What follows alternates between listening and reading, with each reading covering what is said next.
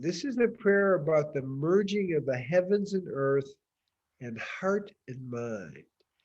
Ushimniku Kudasha Brihu Ushinate Bi Ilo Imo Lihad Shimuki Bavavke Birashum Shem Kuzrael Kolam Amen. Amen. Yes.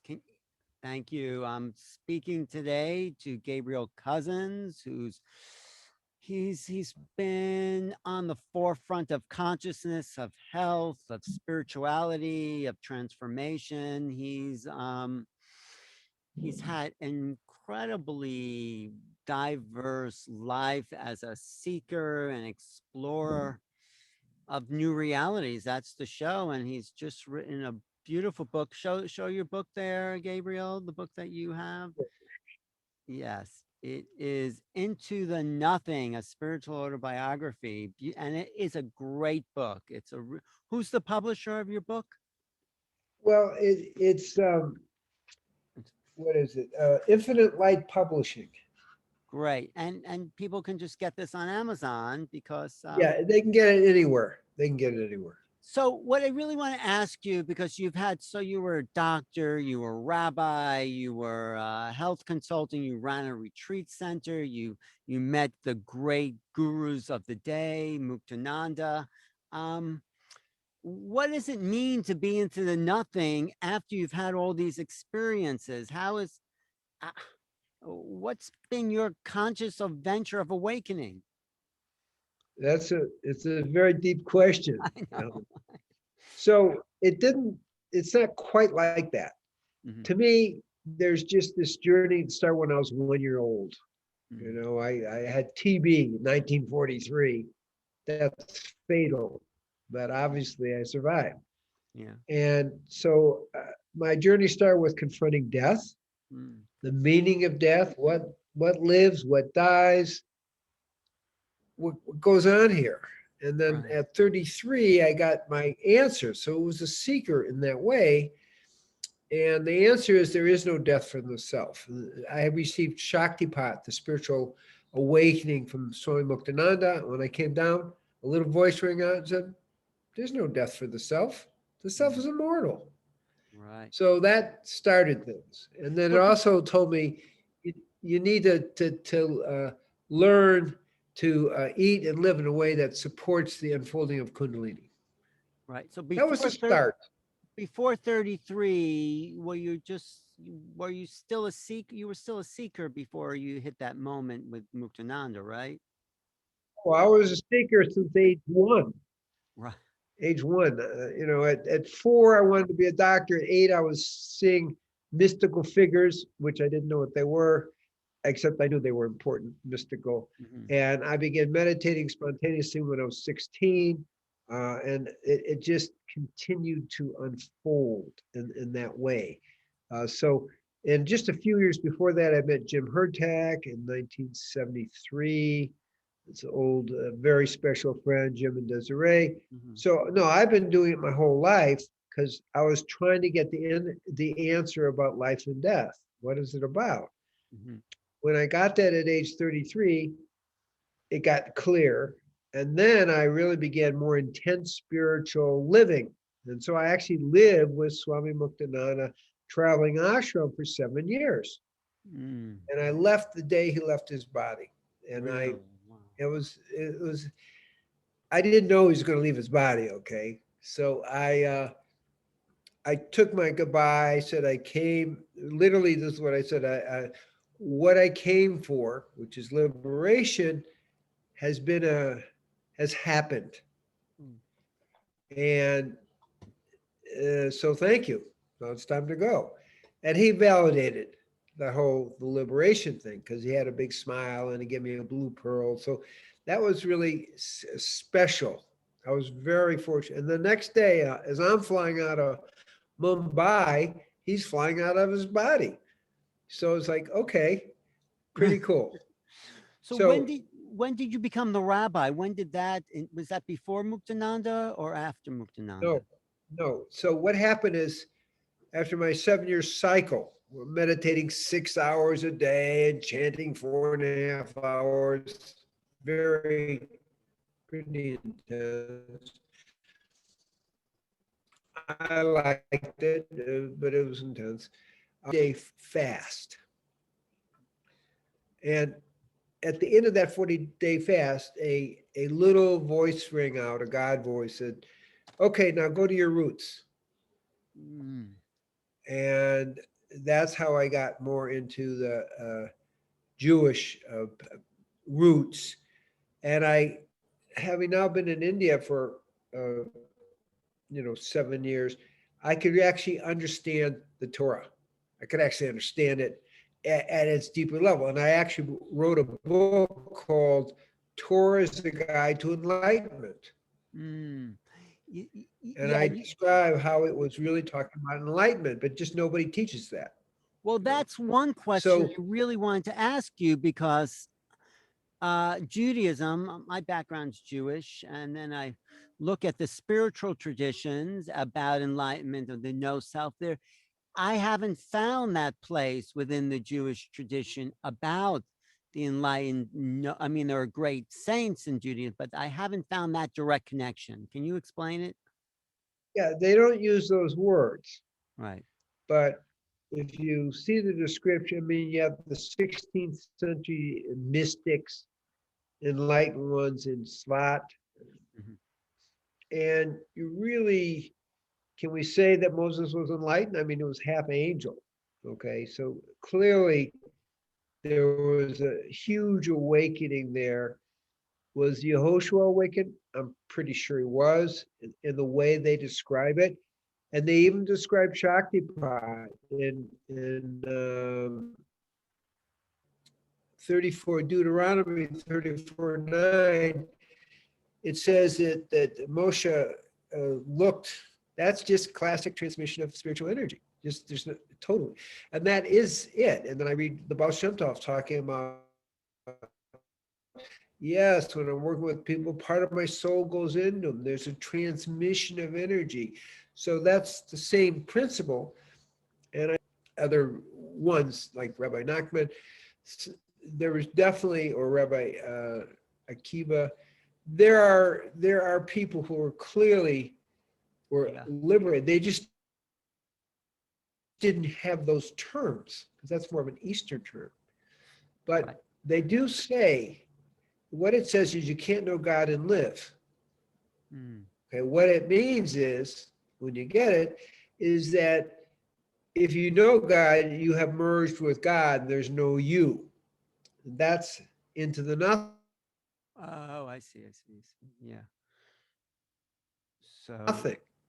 So they actually also describe the many and the one, the Shema. It's that, okay, because in enlightenment, you see the oneness, but you also see the differentiation.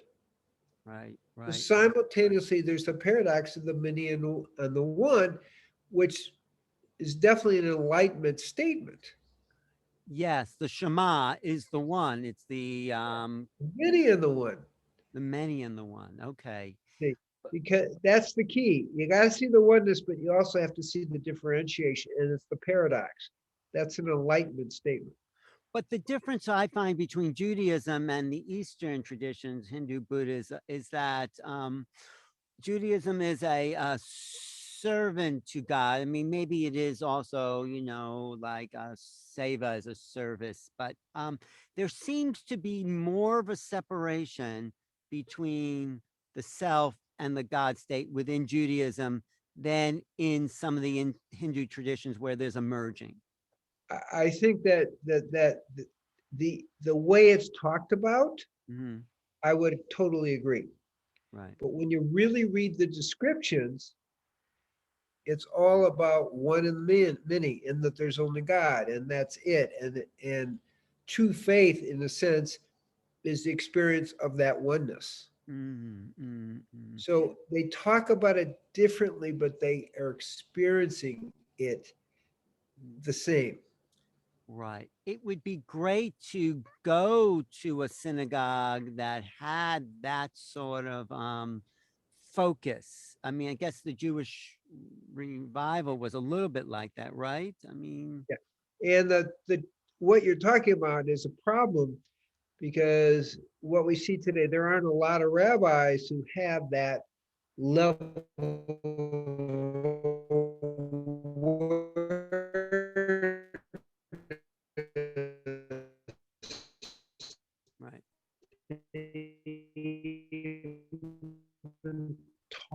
about it. That's why I wrote the book, because I go through all the Enlightenment teachings, throughout time. So it's clearly there, just that they don't talk about it in a way that, it resonates, and the rabbis don't transmit it. Now, in ancient times, they definitely were talking about that. You can't know God and live. I mean, could there be any clearer statement? Are you in Israel to help reshape Judaism in that way? Because it needs it. I mean, what we have in modern day American Jewry is basically from the Middle Ages. It's commentary on commentary. It's completely boring. There's no sense of involvement. And if the religion is going to remain vital, I think it needs to be upgraded to what you're talking about. Yeah. What there is in Israel is that you have, the different groups that are very traditional, but there's a whole group of people, maybe half, who has said, no, this is not working Right. for me. I want spirit. Right. Yes. Okay. They go in other places, but here. And so I'm kind of more speaking to that group. Yes, I've been empowered to give the transmission and directed me to do it. So I'm doing that in Israel. So we're giving that energy. It's a little harder with the thing, the COVID thing. But the point I'm making is there are lots of people absolutely ready for that. We'll talk about that level of what you're doing is the transmission. And, people don't expect transmissions of energies in a way when they go to pray. I mean, it should be that way, but talk about what you're doing in particular. Well, again, we're just kind of arrived, but what I am doing with people, and even over the internet, it actually works, is I really do give what we call honey.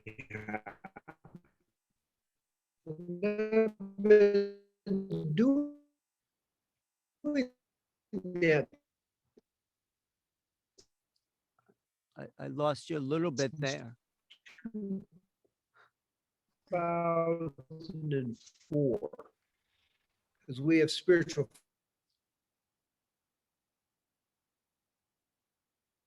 You cut fasts out. here. So I'm giving honey hour that fasting retreats, and in our other kind of. So I'm giving honey hour in heavens and in the spiritual fasting retreats. It's like, okay, that's what they talk about. The flames of fire above the head. The elders and stuff. So people get it, that is what that's a value. That's what they've been missing. Yeah. No, I think that's important. That will revolutionize Judaism, I think, in a new direction. But you've been on that path. Most rabbis are not, Correct. So are you meeting with others? I mean, is that part of your intention of being in Israel, is to make a difference that way? It is, but I'm trying to be here without an immediate intention, to be honest, because things have to unfold and we have to settle in. We've just been here for really 2 months. Right. So, and honestly, not everybody in the more Orthodox world is ready for that, because they have a set view of how it should be. Yeah. But there's all these other people, which is the community I'm moving to, that are definitely interested and open to that kind of thing. Great. So that's a lot of people, and they don't have that kind of support, and that makes a big difference. So I have given that in the past, and I will be giving it again. I've been doing it, as I said, since 2004. So there's a continuity here. But even I just have beyond, to get a little. Right. I'm just saying, even beyond the local communities, your teaching is more for the world. I mean, it's a bigger picture. Yes. Yeah. So talk about that a little bit, how you're reaching out, well, with your book, but are you doing online workshops? How are you helping people around the planet?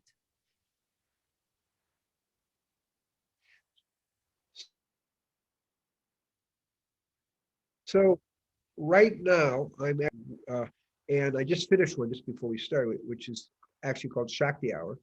And then I have a live with Dr. Gabriel, and I give the Shakti pot in those two things. And I also have a Torah Parsha reading, and I also give the energy there too.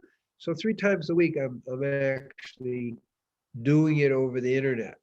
Okay, so that is what's happening, but it's not just Israel; it's worldwide. So Right. we have, I mean, I've seen people from 128 different countries. We kind of more regularly visited 42, and there's people all over tuning into these programs. We actually have set up a thing called the Tree of Life, treeoflife.mn.co, and people have joined it from all over the world. The main languages are English, Spanish, and Portuguese. But people are connected all over the world with that, and that's where the vehicle through which I'm giving the teachings. How do you actually give the shock? Do you want to demonstrate it if you care to? I mean, how does it happen? Well, it's by look, which is the way it happens over the internet, by touch, and really by sound. But it's primarily look and touch and breath.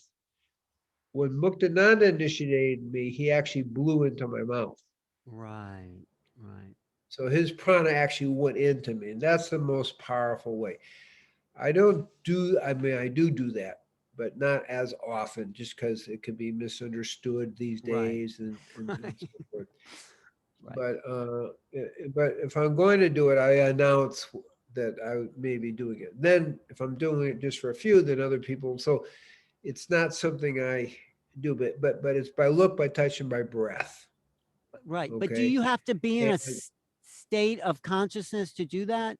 Talk about how you actually no, it just activate. comes through. It just comes through. I can do it right now. I mean, I'm just looking into it.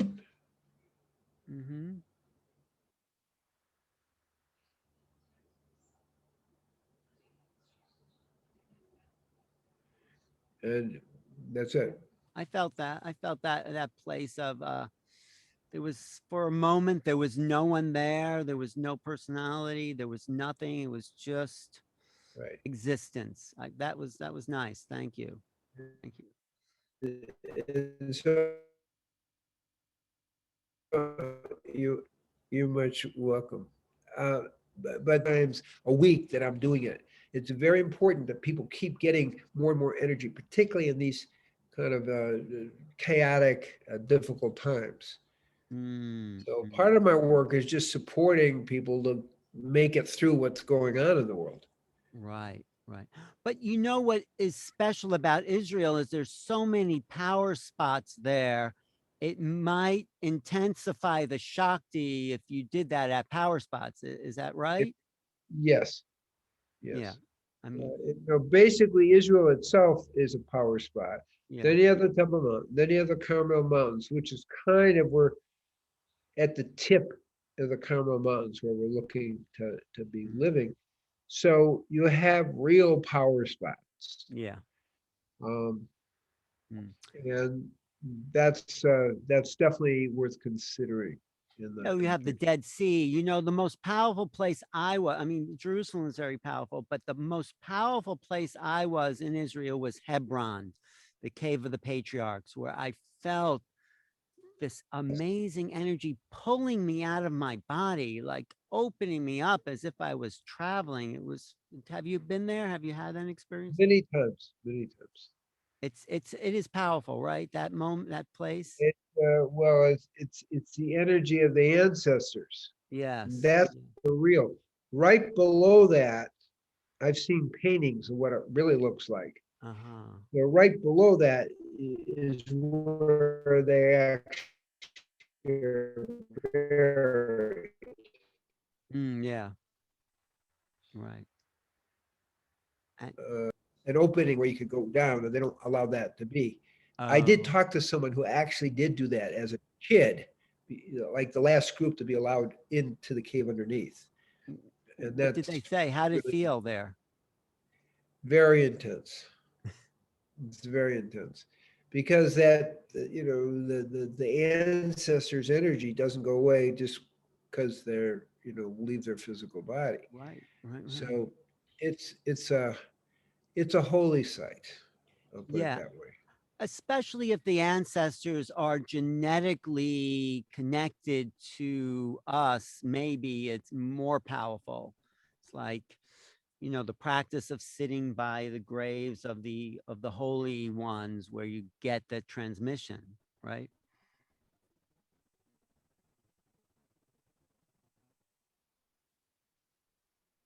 You- Yeah, I can't, I don't know. I don't, all I know is because of the Eastern tradition, very explicit. Like I'm walking down the street, first acknowledged by Moulton Howe, and Sai Baba of Shiraz, okay, Mhm. 1918 and left his body, appears in front of me. He gives me Shakti pa. He just raises his hand and Shakti, and I'm knocked back on my back. I love That's Shirdi. I have these great pictures of Shirdi. He yeah. is yeah, if you can see that. Anyway, no, I see it. Shirdi, I see, but the point I'm saying is that's just ongoing. is that happening So still to you? It's still happening, that kind of transmission? the last time it happened was with Abraham. I was in 2007. I was taking Aliyah, and I was meditating in a cave without food and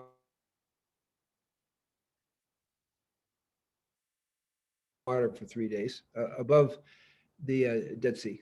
Mm-hmm. Abraham appears. I'm just in this cave. It's at night. And he appears,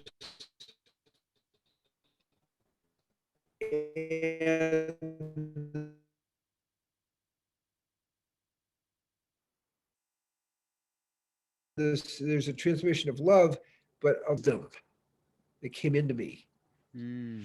So these people and give their teachings. Now in India, that was happening a lot. I even had the consort of okay, without getting too detailed there. Right. I'm meditating in Petaluma, California, where I live, and she appears and walk and really put in the sacred feminine, Yeah. really activated that within me. So they all come, they come and they give their gifts. So Abraham is this tent of opening in all four directions, this general love, but also welcoming of all people. That is great to be blessed by saints like that. So for you to be a teacher for the world. And so we are in critical times now.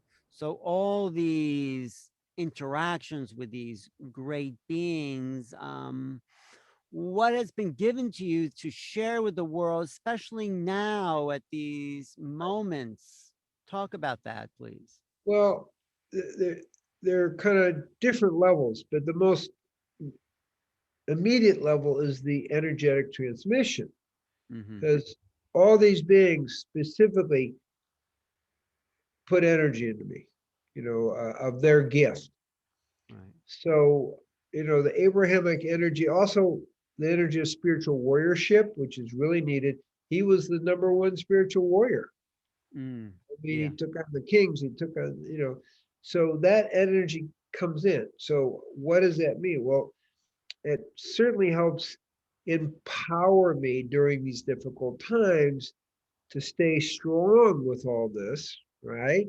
Mhm. And to keep transmitting the energy. But what can we do? What can you tell the people listening that about these times and what they can work Okay, with. Yeah. sure. So there is a struggle between light and dark. Most people are aware of that. Yeah. And the darkness wants you to disconnect from your soul. Mm-hmm. So the most important thing is to maintain your soul connection and deepen it, and in a sense, transform it into aliveness. Nice. Okay, rather than death, separation, misery, and contraction, into aliveness. So the most important thing, and this is the message I am giving to people, is make contact with your soul again, expand the energy of your soul, and let it express in the world as a soul message and an aliveness message in a world where they're trying to contract people into deadness. Be alive. Yeah. Thank Be you. alive. That is a really good, because now people are in fear. They've held themselves back from being alive, and it's sort of like that other side wants us to stay in this fearful place. Not sort of, absolutely wants us to stay there. Okay. Yeah. That is their game plan and the way, and I'm not interested in defeating them. I'm interested in helping people wake up and stay alive, and maybe even transforming the dark side, because it's a lot more fun to be awake and alive, experiencing the ecstasy of the divine, than contracted and evil and angry and wanting to hurt people. That's Right. very much fun. That is a really important message. I'm glad we're doing this interview because you're reminding me and you're reminding other people. How do you remind yourself of that when things get a little difficult? Like, because we can be overwhelmed by the world at points. Right? The key is when you're in touch with the truth of who you are. So when you meditate every day, I'm still meditating 1 hour twice a day. You're always, it eventually becomes you. Right. Is what really happens. That's the whole liberation trip, is that it becomes you. It's not just you in meditation, but your whole inner being is always present in your consciousness. So I actually don't remind myself. It's just what's happening. But you do meditate. The meditation helps to stay in that state. Yes, it's my food. Yeah. I don't eat a lot, but I do meditate. That's my food. That's my life force energy that I count on. So yes, meditation to me is very important. I have kind of non-generic or generic Six Foundations, Sevenfold-Peace. Eat in a way that elevates your consciousness, which is a vegan life and diet. Spiritual fasting twice a year, the yoga sacred dance, which actually I just do. I like to dance a lot. It's fun. Service and charity, because you Right. connect your heart. Working with the spiritual teacher, if you're ready for that. Mm-hmm. As much meditation and repeating the name of God as possible, and as much Haniha or Shaktipat as possible. So that's a way of life that leads you to liberation. That's not your goal. That's just where it leads you, if Right. that makes sense. No, it So the totally minute, makes sense. Yeah. But is there a goal? Is there something more? I mean, you've done a lot in this life. Is there something more that you are looking to fulfill or achieve, or what's your next, level for you? the way it has been for me is I'm just following the divine direction since I was 1 year old. I don't have a goal. Mhm. I have meaning. There's only God. Right. Okay, and to be that expression of the divine on the planet, that's meaning, but that's very general. Do I have a goal? I have never had a goal, Mm-hmm. because goals create ego and they also create contraction.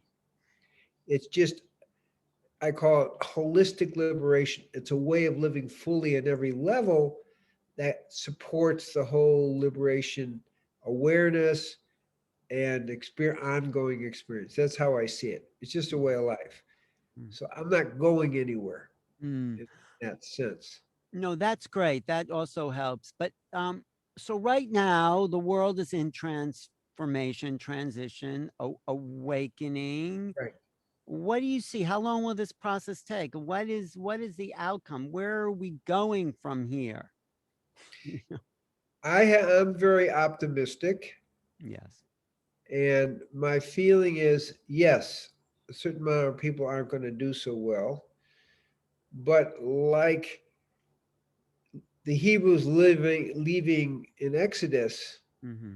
80% didn't want to leave, and they Right. died in the plague of darkness. But 20%, that's still a lot of people, 3 million, men, and that whole thing.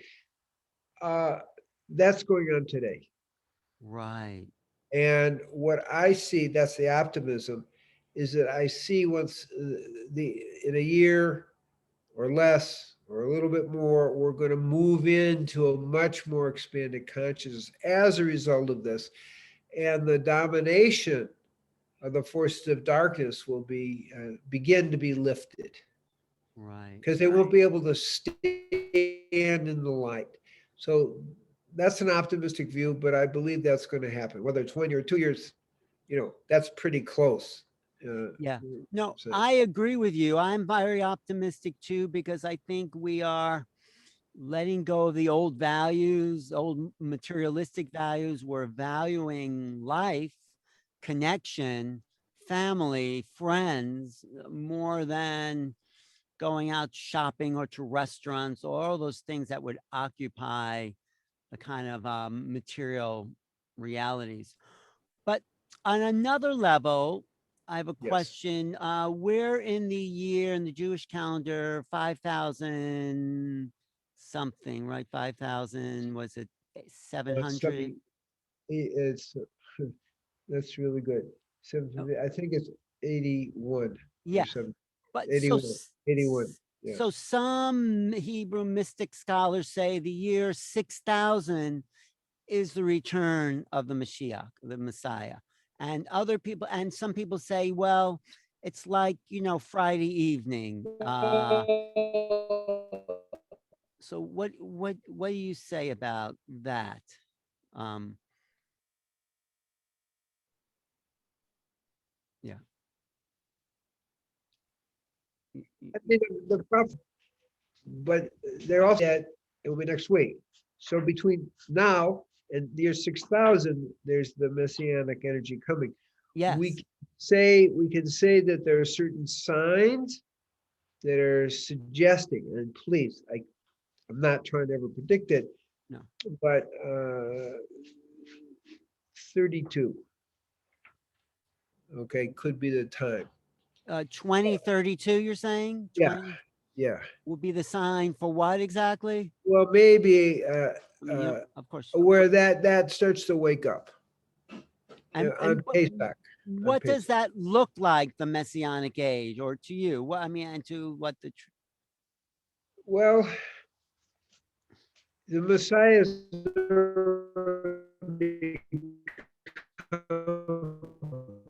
Mhm,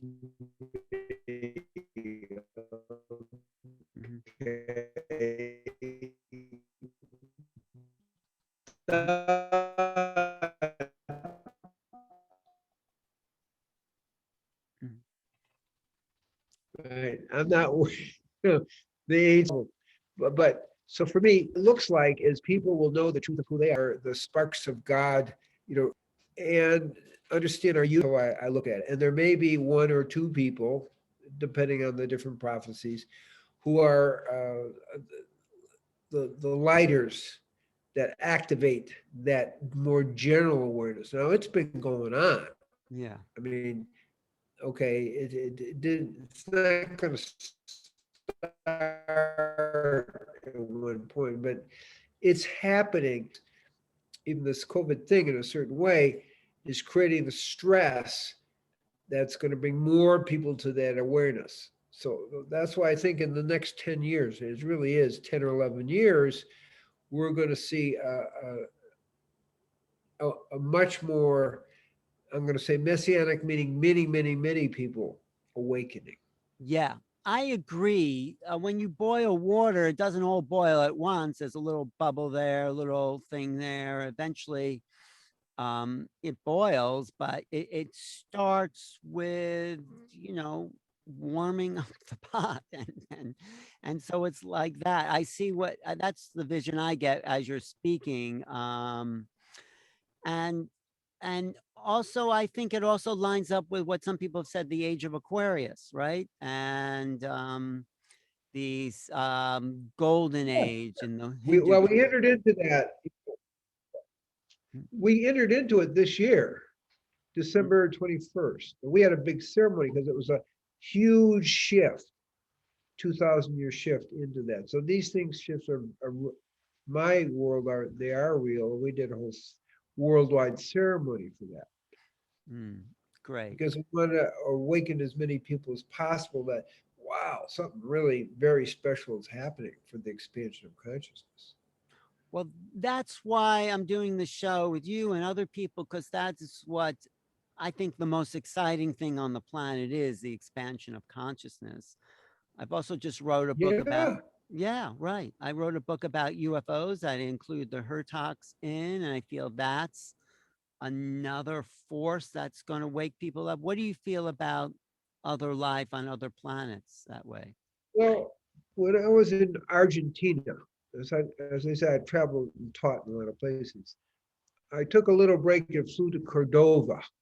I actually did a workshop in Cordova, but then just outside of Cordova, there's a special energetic place where they spotted lots of UFOs and things like that. It's very well known. US researchers that go on there, different things. Okay. So I'm meditating on this ridge. It's maybe 8 feet wide. And I get a communication. Beautiful. And that's not a big part of my universe. No, I but mean, it's I'm well versed in it. I'm well versed in the it's gym. consciousness. It's another form of consciousness. That's really, Yeah, but here's what they said. They said the most important thing you can do, get people to do, is meditate and activate the light. Because then you'll be actually supporting our work. And so the more people who meditate and activate the light, that supports us bringing light to the planet. right. Okay, that's a pretty straight message. Now, I come out of meditation, and there's this guy in front of me. Like, who are you? I mean, what are you doing here? And he says that the space people sent him. He's actually a rabbi, it turns out, Wow. from Buenos Aires. Like, what's going on? And I shared what they did. It's pretty simple, right? Focus on the light, know the self, and encourage everyone else to do that by doing it. Right. It's a very straight, just increase. They said that's exactly their message. You got it. And he somehow disappeared again. But he was a real person. Yeah, that was a confirmation of the message for you to know that it was real. Absolutely. Yeah. So that's if we make it uncomplicated, that there are certain aspect of the extraterrestrials are here to up the light. Not all. Obviously, there's a whole other, just like light and dark, people, right? But they are here to activate the light and transform the planet. And that's what they're asking us to do. Just activate the light, meditate, share light. That's simple. I agree. I totally agree with that. So thank you for going into that territory a little bit, because it is echad, the oneness of all things, the universe. It's like we can't be separate from what's out there. It is us. But one theological question I like to ask people like you and people who've studied, there is the Old Testament, And it talks about the Elohim, but it also talks about the angry God, the God that smites the disbelievers. And some people have compared that to a demiurge, like an ego-minded sub deity that wanted to control people. And then there's the bigger, I'm just asking, I don't know. I've just heard many different views about the God of the Old Testament. So what's your, So my opinion is it's called karma.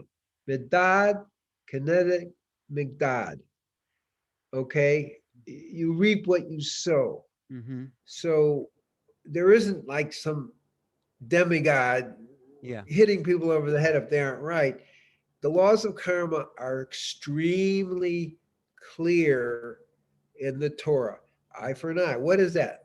Somebody's going to knock your eye out? No, no, no. If you that, then you have to compensate the person, whatever the monetary thing is. A tooth for tooth. It's clearly the laws of karma, and that is what's operating. Medad keneged medad is an explicit Torah statement of karma. So what all that's describing is karma. In Eastern terms, what's new here? But So that's how I see it. It's like, yeah, that's not God doing that. That's your karma coming back and hitting you over the head because you hit someone else over the head. Right. But how would you define God in your terms, the vastness? How do you sum that up? Because it's not it's not a singular. I mean, it's all one, of course, but it's not a being that sits in judgment. Maybe that's my opinion. It's not that. But what do you do? Well, at the into the nothing level, it's the primordial chaos, which is nothing. The very first line or two of the Torah, Bereshit, it's primordial chaos. From that comes time, space, and energy. From that comes creation. But I'm talking, when I say into nothing, I'm talking about prior to creation. Right? And so into nothing is about living in the primordial chaos from which all creation came. And so at one level, at the deepest level, and I'm going to say that primordial chaos or primordial oneness is what I would talk about as the Godhead, so to speak. Right. No, I think that not an individual. Now, do things materialize? Yeah, but I'm saying there's angels, there's a whole hierarchy going on. But when we're talking at this level, there's only God. The primordial chaos and oneness. Right. But from that other levels, then where does the hierarchies fit in? Are they beings that should be worshipped? Where is that all that higher, the angelic realms? How do we fit that there's into? spirits. What's an angel? Messenger. Didn't say God, it said messenger. Right. Okay. And so they are all in service to the one. And so everything else is like, okay, you're a messenger, you're sending, you're supporting what's unfolding, but you're a messenger. You are not the truth of things. Right. That's how I see it. No, that's good. I like that. Also talk about the role, of the Shekinah, the divine feminine within Judaism. For a long time, women have been excluded from worship, from the important aspects of religious life, but you've had a vision of the divine feminine. So how do you fit that in?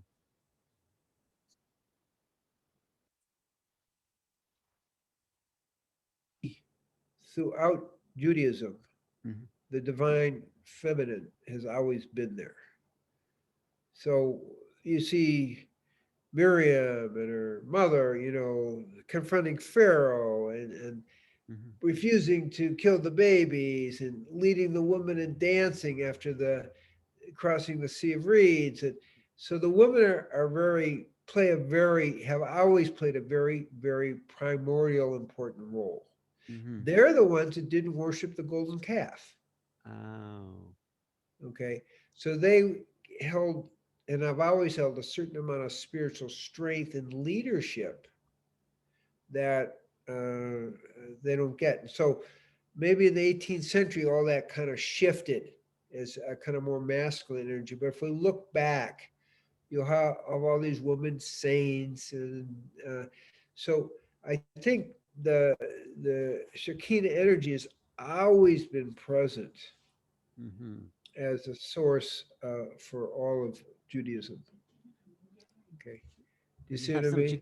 You have some Shekinah energy right there with you. Yeah. But and here where we are in Shalom, the women are a very powerful force. And they, they keep more separate, but they're doing the new moon ceremonies and different things. They're kind of the people that really run the show, so to speak.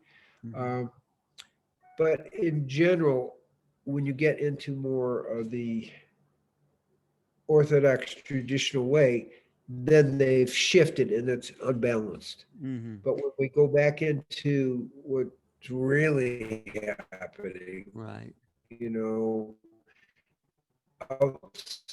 outside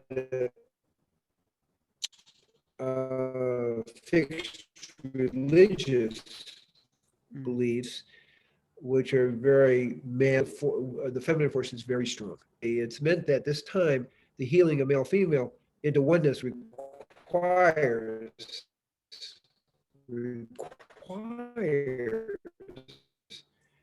I wouldn't even use the word equality, but giving their gifts to bring forth the shift in consciousness. Yeah, great. I know we're getting to about an hour now, but I just had one last question as far as, there you are in Israel. It's the center of religions, the Islamic, the Christian, the Judaic. But I believe we are better off if we dissolve religions, maybe keep traditions, but is that something you believe? Is that something you want to achieve? How do you, because religion is a separation. That's my feeling. What do you feel about that? It's a pretty deep question. I know. So what I kind of teach is all religions are holy lies. Okay. And they serve a wonderful purpose of giving people the foundation to transcend beyond the structure. So you kind of need the structure to get started. You need the mitzvah, you need the good deeds, you need, the prayers, all those things greatly support. So we have mitzvah, and then we have the prayers and the heart connection with God. And then finally, the oneness. Yeah. So we don't just pop to the oneness, right? Right. We build up through our prayers, our meditations, and through our lifestyle and through our diet, and then, to get to a place where we can be in the oneness. And I think that's the key, how I see it. And so all religions are holy lies because they don't take us to liberation. If you look at people who get liberated, they have to step beyond the box. You can't be liberated otherwise. Not possible. Wow. But you still need the box to stand on and support you and give you the practice. And this is also true in yoga. We have in my book I talk about it. It's all the same thing. You have the seva and you have the good deeds. They just use a different term. Then you have, bhakti, love of God, second level. And finally, the merging. So it's the same trip. Right. No, I like that answer. That's a great answer because you're right. We can use this to transcend its own self. Right. So, well, thank you, Gabriel Cousens, Tree of Life, beautiful new book and teachings into the nothingness. And how do people find you? Website? Yeah. They can go to just drcousens.com, or they can go to our community, treeoflife.mn.co. That's it. Real simple. They can get all of, many tapes, and the talks, and they can also deal with, Alive with Dr. Gabriel. They can join that. Everybody's welcome to do that, or they can get a little bit more in it and be part of the Shakti Hour. So it's all there. So treeoflife.mn.co. So made it possible. And then we read the book, you get the kind of the bigger story, so to speak. Great. Hey, thanks for being here and being persistent. I know we, had to schedule a couple of times, but I'll say hello to the Hurtaks for you. I'll probably be talking to them later today, Oh, and good, good, yeah, good, good. maybe we'll visit you in Israel. Who knows? Yeah, well, maybe we'll be ready for that. But in the meantime, I bless you for your great work Thank you. and all your listeners, that we all continue the awakening process into the divine. And it's fun. The spiritual joy is fun. You got to have a good time when you're doing it. That's Right. really key. That is. I can see you still have a good time. There's still a sparkle in your eyes, even though Yeah, you've been on the planet for a while, learning and speaking and teaching. So it just keeps it's going. fun. The It is. key is spiritual joy. If you don't have that spiritual joy coming from within, it stops working. Right. Right. That's the key. And that's what connects us to the divine as well. Beautiful. Thank you. Thank you. I'm Alan Steinfeld for New Realities, talking to Gabriel Cousens, and stay tuned for more programs. And Gabriel, let your next book, or you have more to share, reach out and we'll do some more programs. Okay. Great. It's fun rapping with you, man. You Thank you. ask really good questions. I really appreciate it. I appreciate your answers because you drop in and you're thinking and you've thought about this stuff for a long time. And I think it's important to share that. So Yeah. thanks. We'll do it again. Ta-da, rabah. Thank you. Thank you. Okay. See you soon. Bye. Very good.